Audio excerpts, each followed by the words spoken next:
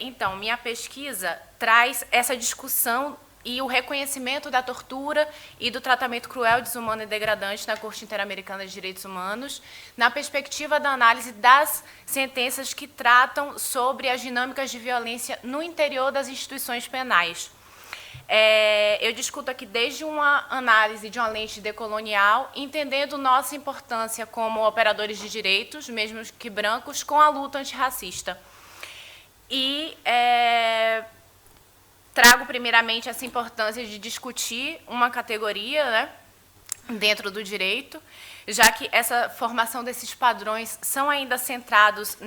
nesses processos tanto de estigmatização de territorialidades, quanto de estigmatização de grupos, de populações e de racialização e generificação mesmo, e dos atores, de fato, como eu falei inicialmente, que ainda contribuem para a produção jurídica, né? Atores majoritariamente brancos, homens, heterossexuais, cristãos, e que são centrados em uma vertente de pensamento moderna, patriarcal, né? E, a partir disso, eu trago análises, vou falar muito brevemente, porque o tempo é curto, análises do Quijano, do Fanon, da Rita Segato, para tratar justamente dessa hierarquização de humanidades no fazer do direito internacional de direitos humanos e para explicitar a minha lente de análise dessas sentenças da Corte Interamericana. Então, eu pego todas as sentenças da Corte, eu já estudo Corte há 3 anos, assim, profundamente, nas pesquisas, e analiso quais são as sentenças que trazem, tanto factualmente, quanto na análise dos direitos ou da suposta violação do artigo 15, que se refere à integridade pessoal, também em relação à análise da violação do artigo 7º, que se refere à liberdade pessoal, e dos artigos 2, 6 e 8 da Convenção Interamericana para Prevenir e Punir a Tortura, para analisar como a Corte estuda essas dinâmicas de violência no interior do cárcere. E aí defendo, depois dessa análise mais profunda, que a Corte em si atenua as dinâmicas de violência regionais nos centros de detenção. Por quê? De fato, há, por vezes, uma análise que perpassa a possibilidade de reconhecimento da tortura, mas, de fato, a Corte traz essa possibilidade de reconhecimento só quando são infringidas modelos clássicos de violência ligados à tortura. Então, ligados a períodos de estado de emergência ou períodos ditatoriais, que estão aquém dessa institucionalidade democrática. E o que eu defendo é que, por si, a superlotação, as condições desumanas de tortura, desumanas, degradantes, enfim, dos centros carcerários, por si, poderiam perpetuar e possibilitar o reconhecimento de dinâmicas de tortura no centro carcerário. E aí a gente traz uma categorização chave nesses 2 conceitos, que é exposto tanto pelas cortes europeias quanto pela Corte Interamericana, que é a intencionalidade. Hoje em dia, as cortes evoluíram jurisprudencialmente e, de fato, não há mais uma valoração da intensidade do sofrimento, mas sim uma detectação, um diagnóstico da intencionalidade do ato para aferir se há um tratamento cruel, desumano e degradante ou uma prática de tortura. E aí, essa discussão da intencionalidade é muito interessante, porque é a mesma discussão que a gente traz no genocídio e que a gente pauta para discutir contra quem o genocídio pode ser reconhecido e pode implicar dinâmicas de responsabilização, porque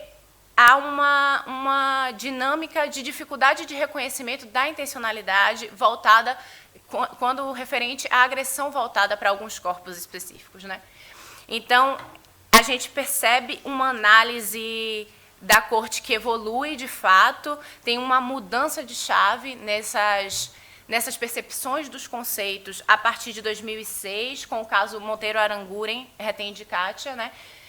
versus Venezuela, e também com o caso penal Miguel Castro Castro versus Peru, que são sentenças que analisam os pormenores das violações estruturais dentro das dinâmicas carcerárias e que também analisam as violações sob uma perspectiva de gênero, no caso do penal Miguel Castro Castro. Mas aí eu coloco a pergunta, como reconhecer uma prática estrutural de tortura em uma sociedade democrática? E aí trago a pergunta da Angela Davis, né? Será que a definição de tortura muda de acordo com os seus alvos? É interessante pensar nisso porque a Corte Interamericana tem, sim, discricionariedade para aproximar a análise dos artigos referentes à Convenção Interamericana para prevenir e punir a tortura, através do princípio do iuria novit curia, só que a gente sabe que é sustentada por arranjos políticos, e não quero aqui implicar em uma crítica irresponsável também a um órgão que, de fato, traz muitas contribuições positivas para o sistema regional, principalmente nesse momento de desmobilização dos direitos humanos. Então, é muito importante valorar, sim, as contribuições desses órgãos, mas também tensionar as possibilidades de avanço, né? Trago também uma contribuição de uma teórica que fala sobre a cor do cárcere da América Latina, Rita Segato, que afirma que essa continuidade entre a redução e a servidão da escravidão do passado e dos cárceres do presente, continuidade que faz possível a percepção naturalizada do sofrimento e da morte dos não-brancos, algo que se apresenta quase como um costume na sociedade do Novo Mundo. E é interessante botar que do status jurídico dessa servidão, dessa possibilidade de matar, desse direito de manter vivo, possibilitar a vida ou de matar, né, trazendo também conceitos articulados pelo Achille Mbembe, a gente pode refletir a transmutação desses status jurídicos em uma naturalização social dessas práticas. Então, hoje a gente vincula crime e castigo e acredita que um sentenciado por uma grave violação tem que ser submetido necessariamente a uma política de encarceramento. E aí eu pergunto, tem que ser submetido necessariamente a uma política de encarceramento quando dentro do cárcere não há respeito a condições estruturais básicas de manutenção, de sobrevivência na vida, de uma vida humana, né? Quando a privação de água, a privação de luz natural, e isso no paper eu explicito mais como a análise da Corte traz, de fato, evidencia essa falta de estruturação dentro do cárcere e como o cárcere, de fato, nunca teve essa estruturação de uma possível reabilitação, de uma possível ressocialização, né? Então, será que também não é uma política, eu questiono, programada para esse insucesso?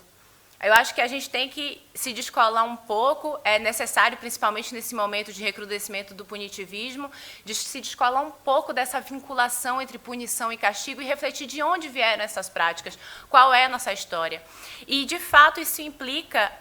em uma assunção de responsabilidade, né? Tanto nós, operadores do direito brancos, que estamos refazendo e repactuando a mesma história, quanto por este continente, que, de fato, historicamente, é responsável, sim, por políticas de exploração nos países da América Latina, e até hoje reafirma isso através de novas tecnologias. Então, de fato, assumir um direito que se comprometa não só discursivamente, mas praticamente à formação de uma epistemologia desde o Sul, desses pensadores, né? Não numa política inclusiva, mas numa política de